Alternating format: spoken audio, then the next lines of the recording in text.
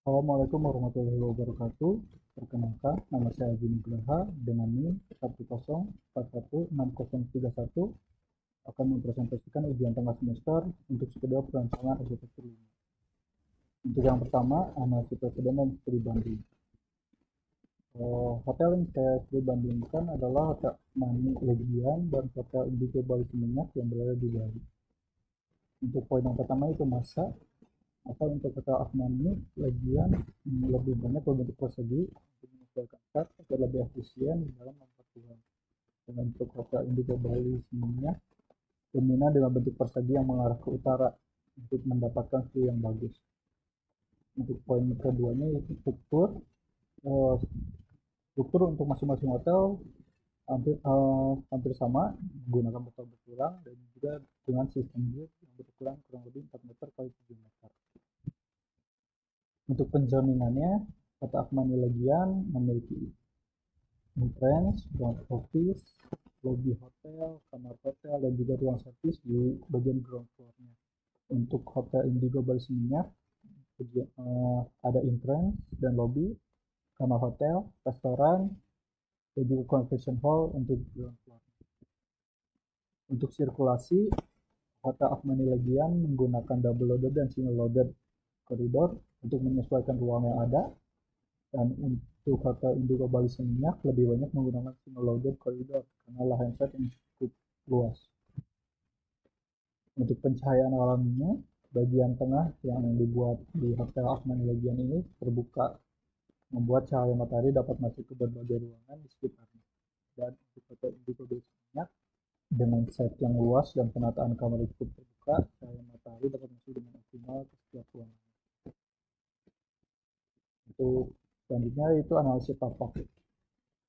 Untuk analisa tapak sendiri, pertama itu data site. Nama proyeknya ada Prambanan Heritage Hotel and Convention. Lokasinya berada di Jalan Raya Solo, Yogyakarta, nomor 16, Keranggan, Bokoharjo, Kecamatan Prambanan, Kabupaten Sleman, Daerah Istimewa Yogyakarta. Luas lahannya kurang lebih 21.400 meter persegi dengan KDB 50-60%, KRB-nya 1,5, dan kontur relatif rata.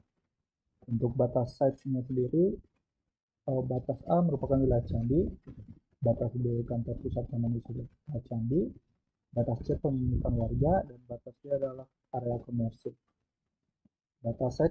Potensinya batas C tidak terlalu mempengaruhi desain karena dapat beradaptasi. Kekurangannya pada batas D di mana jarak antara site dan area komersil sangat dekat sehingga harus didesain sedemikian rupa. Untuk orientasi matahari, matahari yang bergerak dari timur ke barat pada site potensinya desain dapat beradaptasi bergerak ke arah utara dan selatan agar matahari tidak terlalu masuk ke bangunan.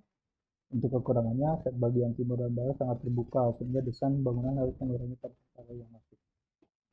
Untuk existing yang ada, set merupakan lapangan milik Taman Wisata Candi Prambanan yang tidak terlalu ada existingnya, hanya saja dikelilingi oleh pohon-pohon dengan ketinggian kurang lebih 6-8 meter.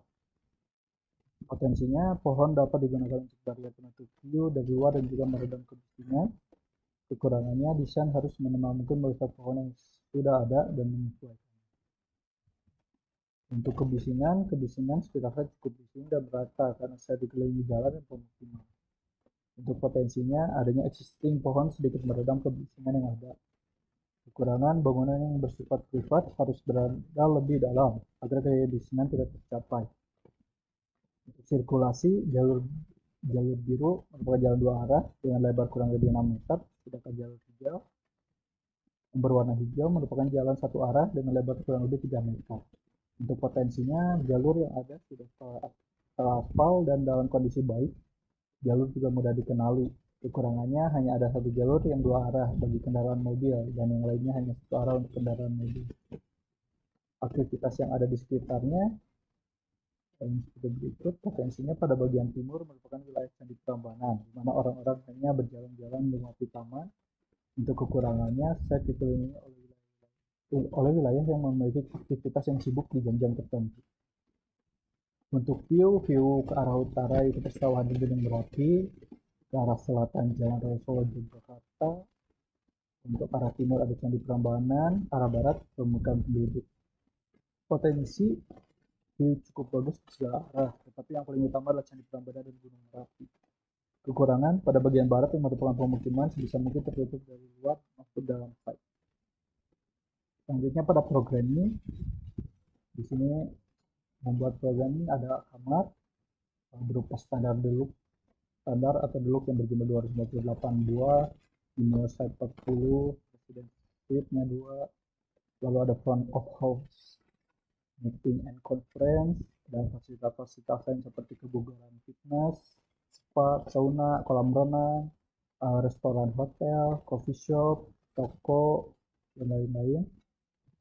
Back of house untuk loading dock, kantor, ruang sampah, gudang, dan penyajian seperti panti saji, dapur utama, toko roti, gudang-gudang makanan, kantor kopi, ada area pegawai, laundry, mechanical, electrical.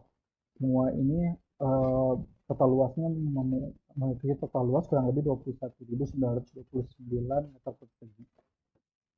Untuk hasil penataan zonasi dan masa, site dengan luas kurang lebih 21 meter persegi lalu dibuat masa sesuai dengan ketentuan KDB, KLB, dan ketinggian maksimum di daerah tersebut. Lalu masa yang tidak ada tadi dibagi 3 untuk menyesuaikan fungsinya dan itu mengikuti arsitektur Jawa, di mana yang depan ini adalah pendopo atau bagian depan, bagian tengah ini ada omah, dan bagian belakang ini